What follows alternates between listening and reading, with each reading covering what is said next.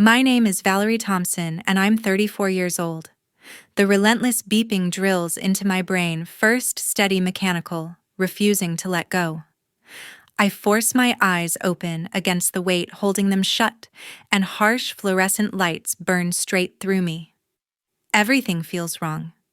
The sting in my throat like I've swallowed fire, the pull of tape on my hand from an IV, the sterile smell choking the air. I'm in the ICU at UC Health University of Colorado Hospital in Aurora, just outside Denver. My fingers fumble for my phone on the bedside table, clumsy, swollen, barely cooperating. It takes several tries to unlock it. The screen glows early morning, 4 full days since I collapsed at my desk from abdominal pain that exploded out of nowhere. 4 days unconscious fighting sepsis from severe pneumonia complications. Notifications, 0 missed calls, 0 texts asking if I'm alive. My family should have flooded my phone by now, panicking, demanding updates like they always do when I go silent for even an hour.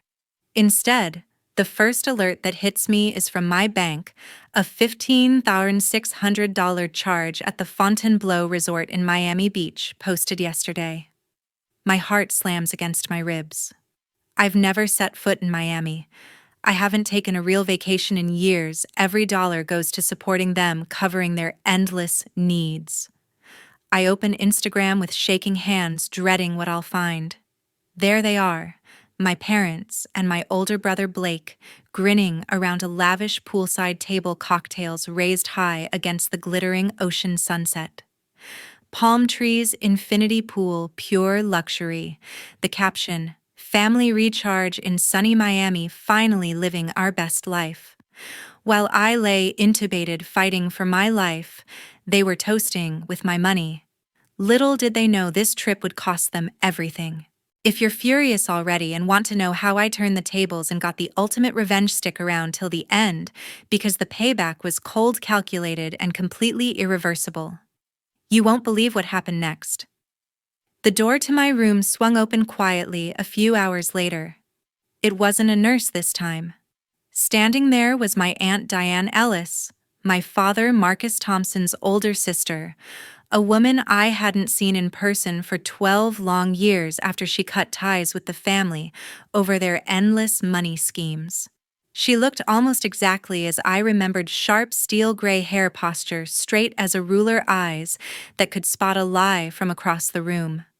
She crossed the room in measured steps, pulled the chair closer to my bed and sat down without waiting for an invitation. "You're awake," she said, voice low but steady. "Good. We don't have much time." My throat felt like sandpaper. "How did you know I was here?" "The hospital called me." She placed a worn leather portfolio on the rolling table, the same one she used back when she worked as a bank fraud investigator. "You made me your primary emergency contact 3 years ago, remember? Smartest thing you've ever done."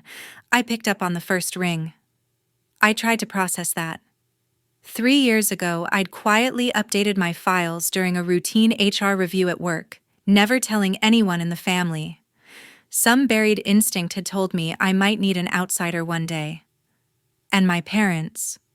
The words scraped out painfully. Diane's expression hardened, a flicker of pure disgust crossing her face before she controlled it. "They answered too. Your father, Marcus Thompson, told the nurse the Miami trip was non-refundable, and he had important plans he couldn't cancel.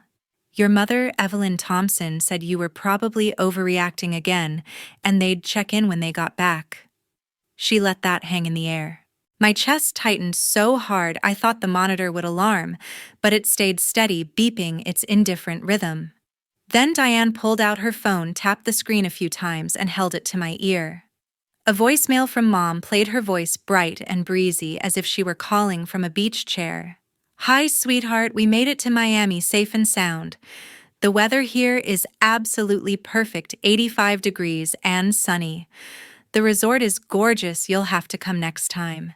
Your dad is already out on the golf course and Blake is loving the pool. We'll call later. Love you." Not one question about why I hadn't answered texts in days. Not one hint of worry that their daughter had gone completely silent.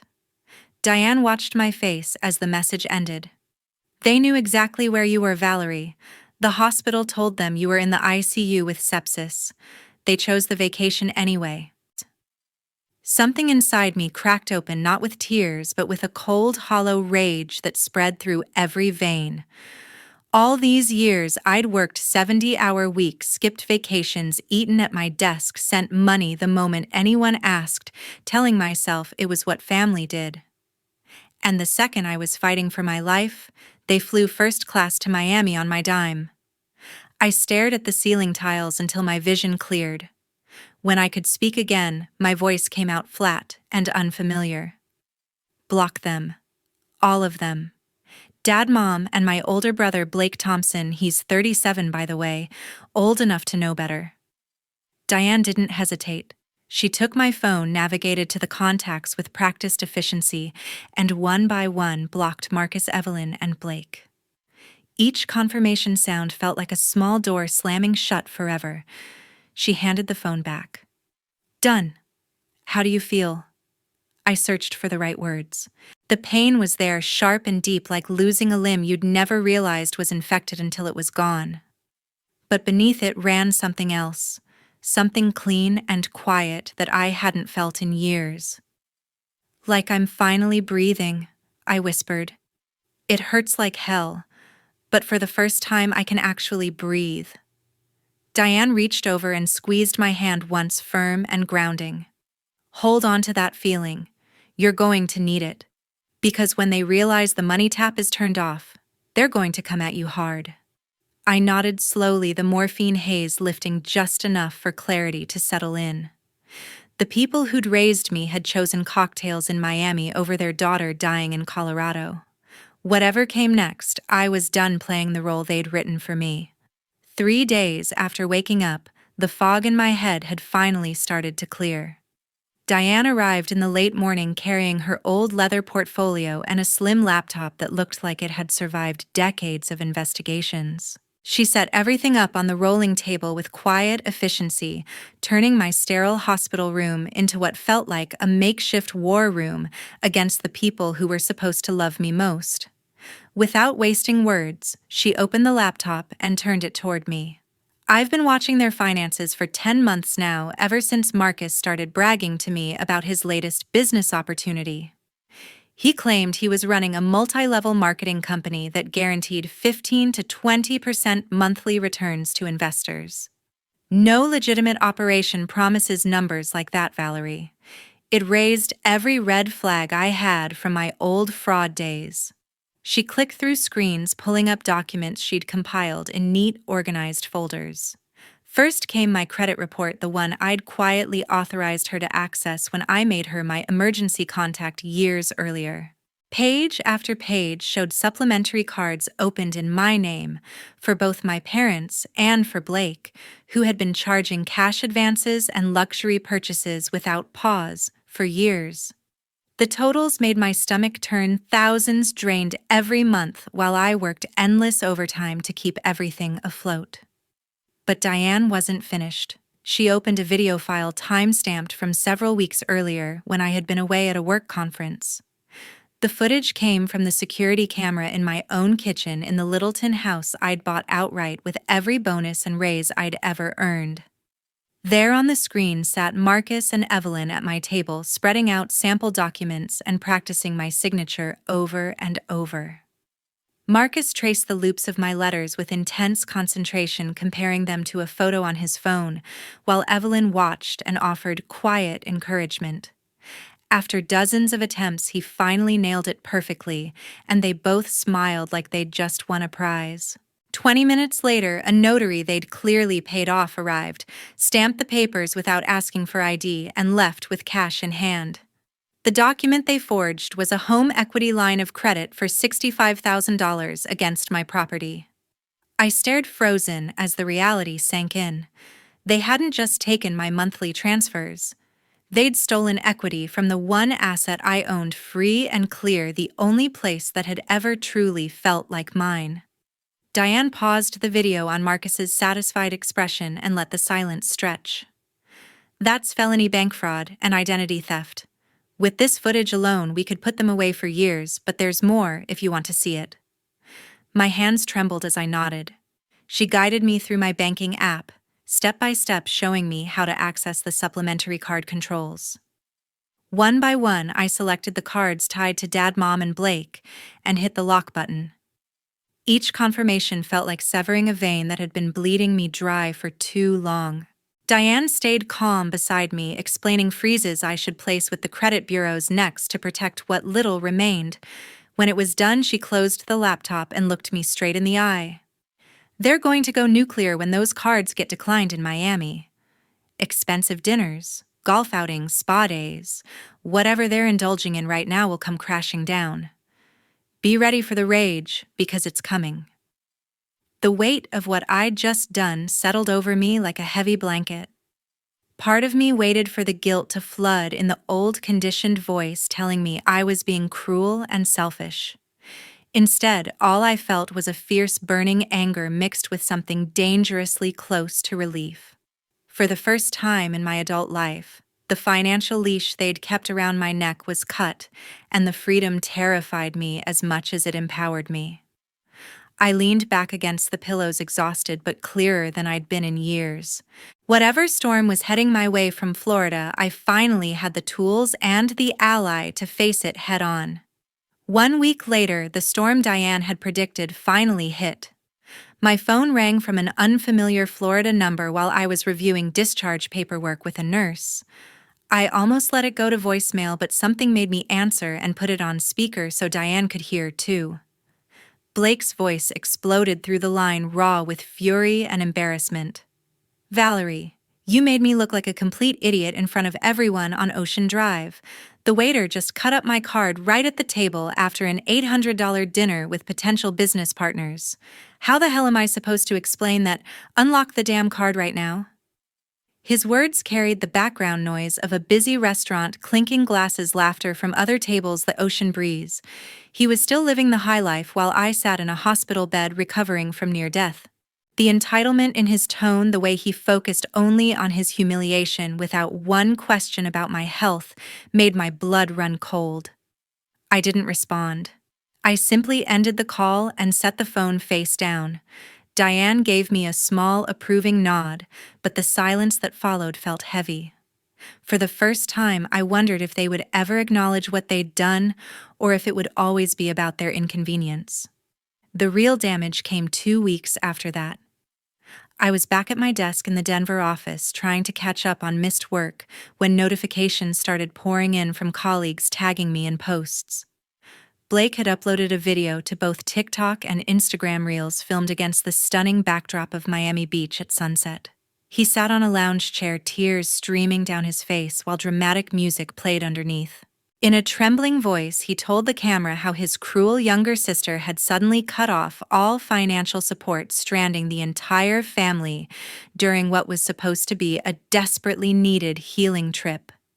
He spoke about our elderly parents, left heartbroken and humiliated, claiming I had abandoned them in their time of need because I couldn't stand to see them happy for once. The video ended with him pleading for understanding and shares reaching over 1.5 million views in just 3 days. Comments flooded in fast and vicious. Strangers called me a monster, a narcissist, someone who deserved to be alone forever.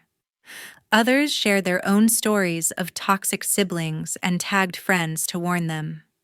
A few even found my LinkedIn profile and left public comments questioning my character.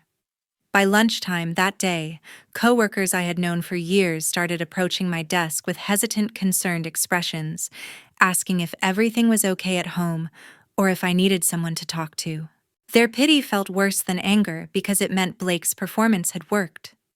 My professional reputation, the one I'd built through years of reliability and long hours, was now tainted by his carefully crafted victim narrative.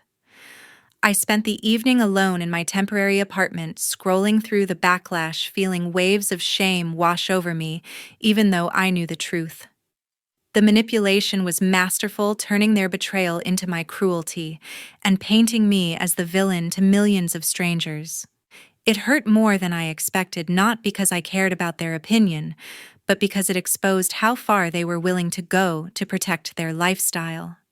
Diane called later that night after seeing the video herself. She reminded me that public lies have a way of unraveling when faced with facts, but hearing her calm assurance didn't erase the knot in my stomach. Blake had weaponized social media in a way that threatened everything I'd worked for, and I realized the fight was far from over. 3 weeks later, Diane laid out the next phase of her plan with quiet precision. She proposed a fake mediation session framed as my attempt to avoid public scandal and resolve things amicably. The goal was simple on the surface: get them to sign a document that would later prove devastating in ways they couldn't foresee. Diane contacted their attorney through formal channels, suggesting a neutral meeting to discuss residency rights at the Littleton house and potential ongoing support arrangements. They accepted quickly, clearly believing the viral backlash had me cornered and desperate to settle. The session took place in a bland conference room at a mediation center in downtown Denver, with gray walls and a long table that felt coldly official.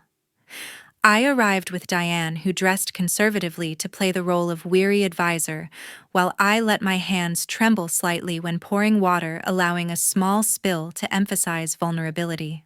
Marcus strode in first, wearing the expensive suit I'd bought him 2 years ago for a job interview that never happened. He carried himself with unmistakable confidence, scanning the room like a man already declaring victory. Evelyn followed close behind, clutching her phone tightly, as if expecting updates from Blake, who had stayed behind to manage the online narrative. Their lawyer, a middle-aged man with a tired expression, trailed them carrying a thin briefcase. He looked uneasy from the start, but Marcus waved off any private consultation with an impatient gesture, signaling he was in complete control. Diane slid the prepared document across the table, a single multi-page agreement titled something innocuous about residency validation and household financial management. She explained in a deliberately defeated tone that I was willing to grant a 12-month extension on their stay in the Littleton house, along with modest monthly stipends for relocation hardship provided they acknowledged past contributions to property upkeep. It sounded like generous concessions from someone eager to avoid court and further publicity. Marcus leaned forward, skimming the pages with a growing smirk while Evelyn read over his shoulder, nodding encouragingly. Their lawyer began to object quietly, pointing out potential risks in admitting exclusive management of finances and primary residency in Colorado for the past 8 years. He knew those admissions could create liabilities, but Marcus cut him off with a sharp wave. "It's fine. She's just trying to save face and keep this quiet. Sign it and we're set for another year plus cash flow." He snatched the pen and signed with a bold flourish, followed immediately by Evelyn as witness. The lawyer hesitated but ultimately added his notarization under pressure from his clients. As they finished, Marcus leaned back with a satisfied smile, looking directly at me, as if I'd just handed him everything on a silver platter. Evelyn relaxed visibly, squeezing his arm in quiet celebration, while their lawyer gathered his papers with a resigned sigh. Diane maintained her exhausted facade, collecting the signed originals with careful neutrality. Only I could see the faint glint in her eyes, the satisfaction of a trap perfectly sprung. What they had just sworn to under penalty of perjury was primary residency in Colorado, stretching back 8 years, directly contradicting the Florida residency claims they'd filed annually to avoid state income taxes on investments and capital gains. The contradiction was now documented in black and white, signed and notarized.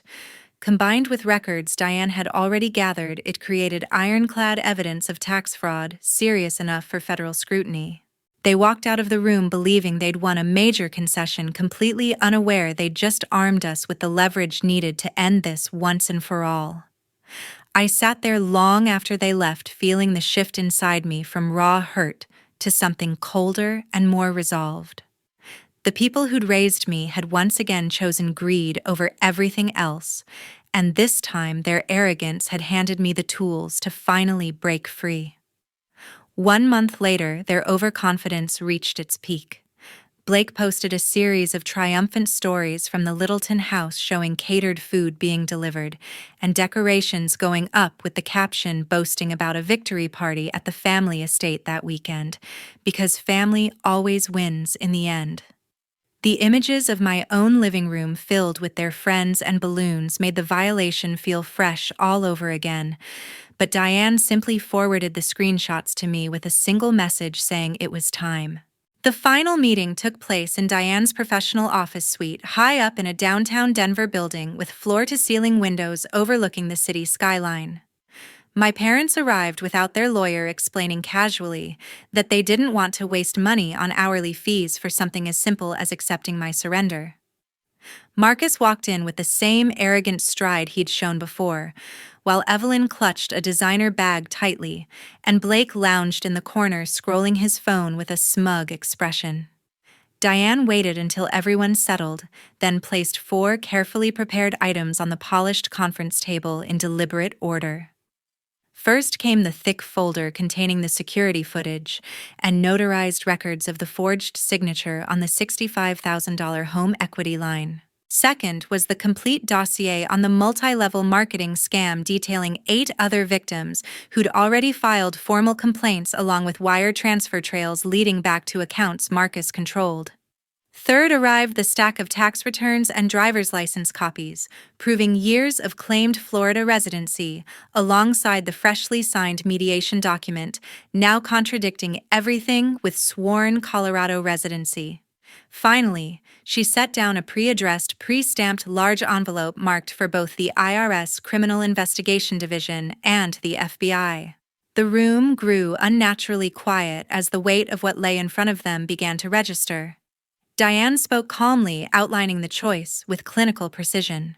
Sign the voluntary property surrender agreeing to vacate the Littleton house within 48 hours without further legal claims, and she would keep all these materials sealed.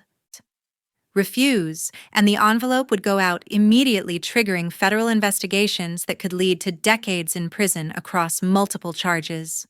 Marcus's face drained of color as he flipped through the pages, his earlier confidence crumbling into visible panic.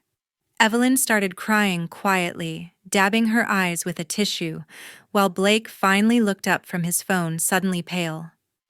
My father tried several approaches, at first denying everything, then blaming bad advice before finally shifting to pleading. He leaned forward, voice breaking, as he looked at me directly. Just $8,000, Valerie, that's all we need to start over somewhere new. We're your family. Doesn't that still mean something?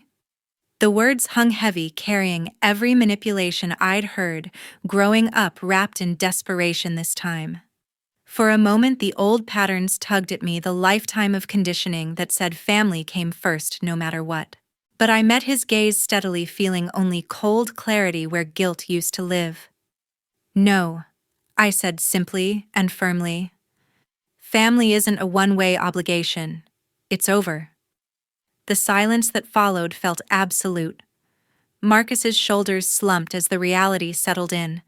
Evelyn's quiet sobs were the only sound while Blake stared at the table, unable to meet anyone's eyes. One by one, they picked up the pen and signed the surrender document, hands shaking as they accepted defeat.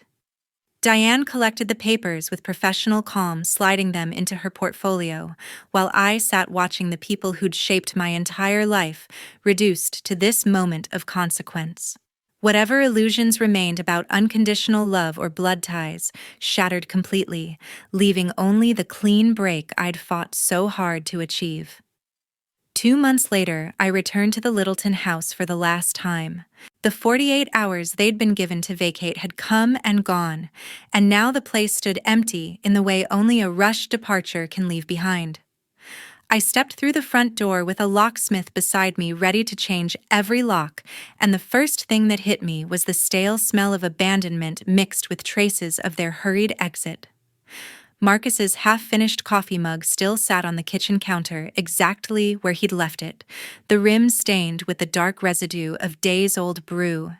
Evelyn's reading glasses lay folded on the couch arm next to a throw pillow she'd always rearranged just so. Blake's charging cables snaked across the guest room floor, tangled with discarded clothing tags from items they'd packed in panic. Every surface carried evidence of how completely they'd treated the house as theirs, scattering personal items without thought, while I'd paid every mortgage payment and repair bill alone. The violation stung fresh and deep, forcing me to pause in the entryway until the wave passed. I walked room by room, cataloging what they'd taken and what they'd abandoned, as if the discarded belongings were final proof of how little the place had meant to them beyond convenience.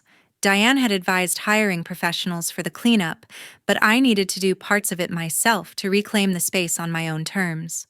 Over the next weeks, I sorted through the mess, donating what could be salvaged and hauling away the rest. The physical labor helped process the emotional one, scrubbing away layers of their presence until the house began to feel neutral again. When it was ready, I listed it with a local agent who knew the market well, and we priced it competitively around the area's average of $650,000. The sale moved quickly in Denver's steady suburban market, and closing day arrived sooner than expected. I sat at the title company table, signing where the buyer signed, watching my signature replace years of financial burden. After paying off the fraudulent $65,000 line of credit, there was no profit left, just a clean break and enough remaining equity to cover a security deposit and first month's rent on something much smaller.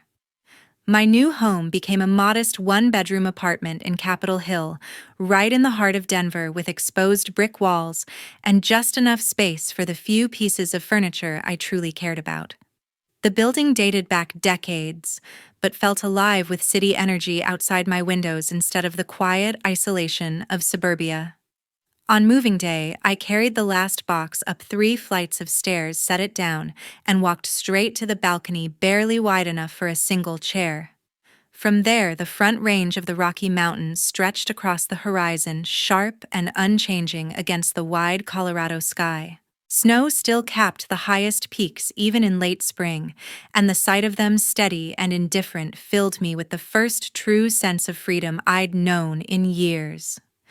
The weight that had pressed on my chest for so long finally lifted, leaving room for something lighter and entirely my own.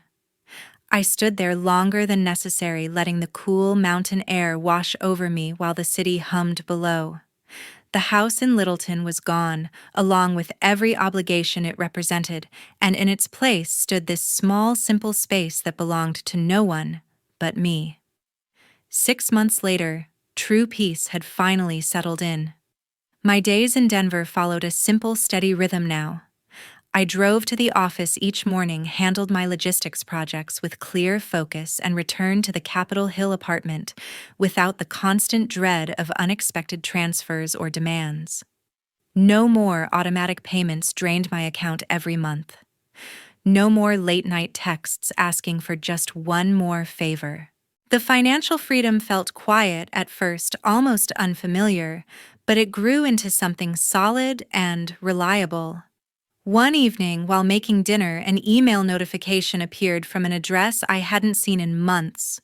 It was from Marcus, with the subject line screaming urgency about emergency kidney surgery.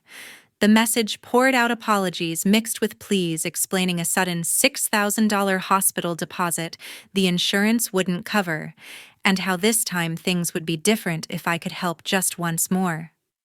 The familiar manipulation wrapped in crisis tugged briefly at old strings, but I forwarded it to Diane without opening the attachments. She called back within minutes, having already checked medical records and insurance claims through contacts she still trusted. "It's a minor kidney stone removal outpatient procedure next week. Insurance covers nearly everything out of pocket, maybe a few hundred at most. Classic ploy, Valerie. They're testing if the door is still cracked open." I read the email one last time, noting how it avoided any mention of consequences or responsibility, before deleting it permanently and blocking the address for good. The action felt final, like closing a chapter I'd reread too many times. Since that day, silence became the new normal. No calls from Mom, no social media outreach from Blake, Not even the occasional guilt-laden message from my grandmother, Ruth Thompson, the family matriarch who'd always preached unconditional support while expecting it only one way. Their absence confirmed what I'd already known: the relationships had been transactional all along, and without money flowing, they simply ceased. Living without that weight changed everything. Mornings felt lighter, weekends stretched open with possibility, and decisions, big or small, stayed mine alone. Some days, memories surfaced, bringing unexpected sadness for what I'd hoped family could be, but the pain no longer controlled me. It had transformed into understanding about boundaries and self-worth. I came to realize that setting limits wasn't building walls to keep people out. It was opening a door to let myself in, finally claiming the space and peace I'd earned after years of giving everything away. Their choices led to isolation and consequences they now faced alone, while I moved forward unburdened. The real lesson isn't that family always comes first, but that healthy relationships never require you to sacrifice your well-being to prove love. If you've stayed with me through this entire story, thank you from the bottom of my heart for listening. Your time means everything. I'd love to hear your thoughts in the comments. Have you ever had to set hard boundaries with family? How did it change your life? Please like the video if it resonated and share it with someone who might need to hear they're not alone. Your support helps these stories reach more people and reminds us all that healing is possible.